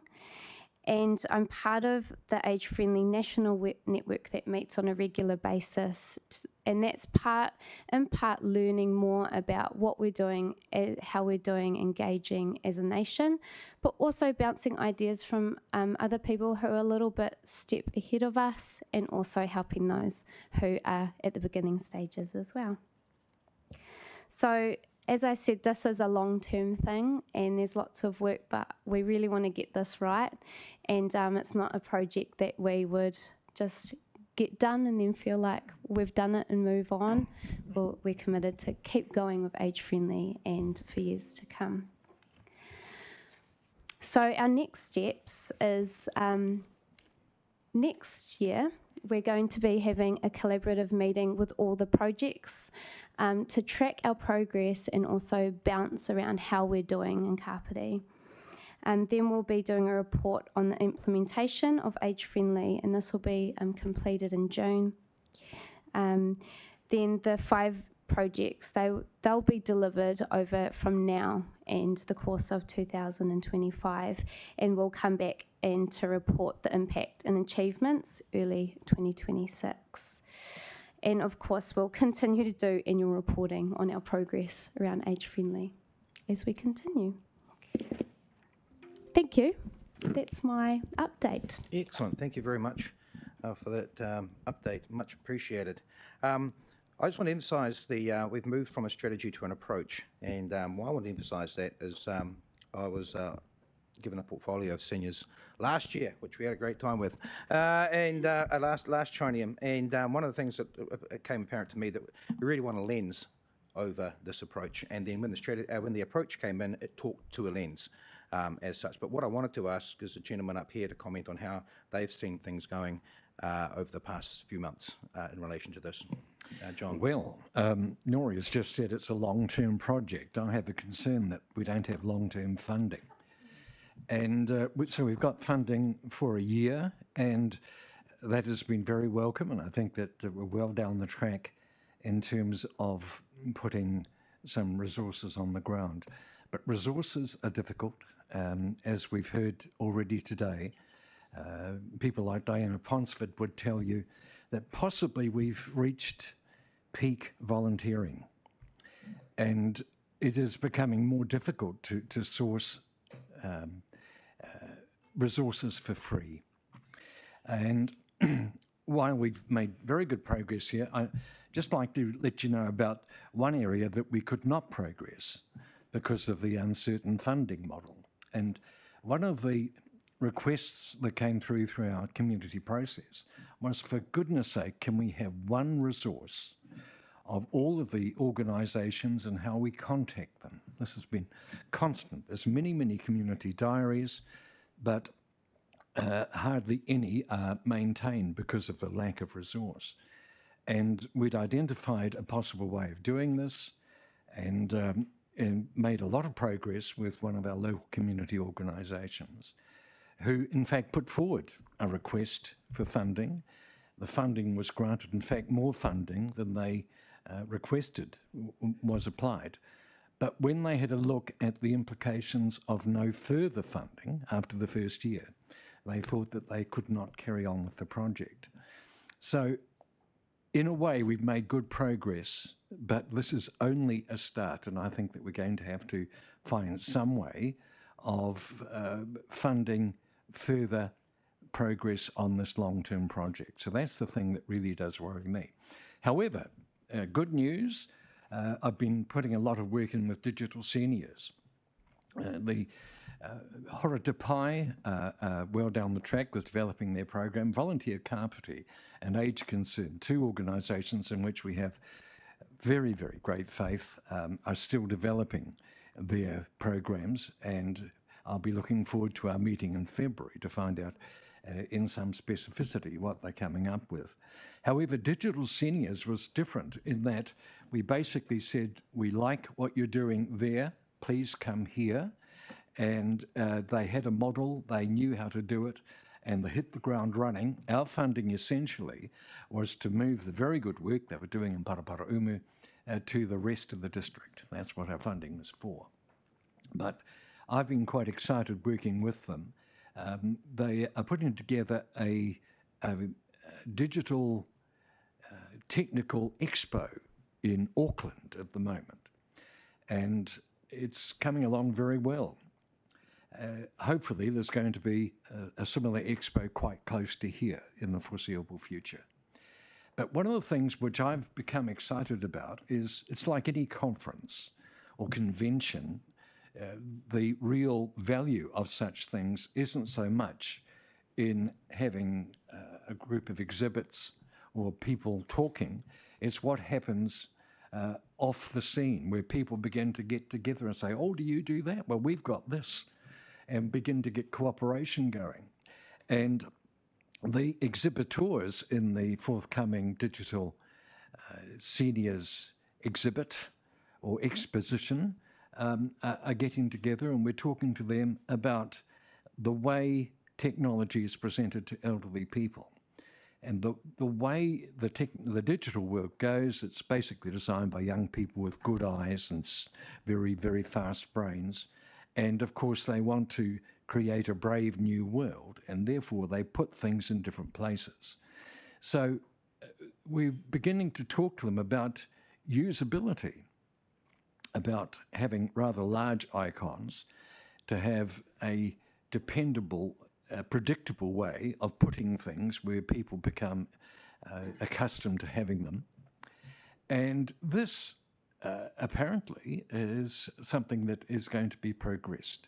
So we're making quite good progress. It's not so much with the technology itself, it's a matter of skinning, and lots of exciting things are possible. So I think the Digital Seniors is the possibly the forerunner of what an age-friendly community could be. They've hit the ground running, and I'm very, very proud of what's been achieved there.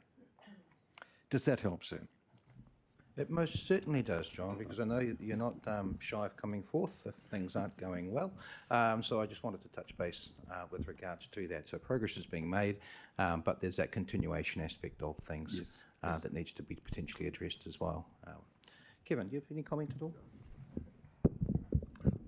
I don't have John's dulcet tones, but we will just like to endorse John's comments about the funding and the long-term issues from here, because that's where we're going. We need to really think some put some thought behind what are the long-term issues around here. The funding. Exactly. And Nori is correcting when she was saying that councils can only do so much on this. Community groups will be involved, which will be great. If we get how do we get those community groups involved? We need to start thinking about that. But the downside of that may well be that those community groups don't follow the model that we projected. Yeah. So we need to be telling them that there's a model there by the officers of the seniors, age friendly, that you sort of follow. And how do we do that? Yeah. So it's from a long-term view, we need to start thinking about this on the long term and how we get people involved and where we go from here with it. Excellent. I was just smile on my face as we're telling them, no, we're going to build the relationship with them and they're going to come willingly into the fold. Look, thank you very much. I'm not going to take questions per se. Not unless, Kathy, you've got one. The reason saying is we're exceedingly tight on time at the moment. I do apologise for that. We've got another couple of items to get through as well. I could take it offline, but I just wanted to ask Noria, do you engage with the our 118 people in the pension houses around here? Because even though some of them are together, some of them are quite isolated in their own little units. So we have people within council that are dedicated for the council flats.